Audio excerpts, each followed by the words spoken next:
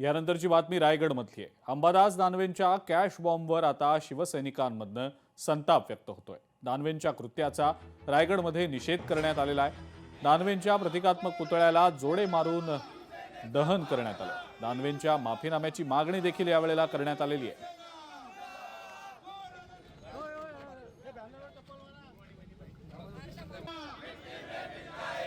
पूर्ण जिल्ह्यामध्ये शिवसेनेमध्ये एक संभ्रम निर्माण झाला होता की नक्की प्रकार काय आहे। त्यामुळे अंबादास दानवे हे आज कुठल्याही विधानसभेमध्ये सदस्य नाहीत किंवा विधान परिषदेमध्ये सदस्य नाही आहेत।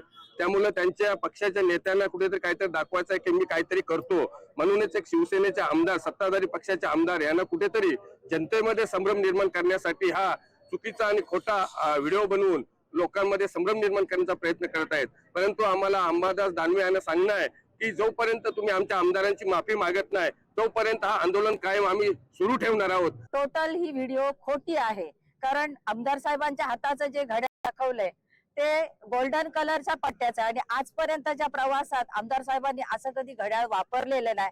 हा एकच मुद्दा या तपासासाठी महत्वाचा आहे, बाकीचं तर सगळंच ते खोटं आहे। या ठिकाणी मी त्यांचा तीव्र शब्दात निषेध व्यक्त करते आणि त्या माणसाला मी सांगते की सद्बुद्धी देव परमेश्वरांनी।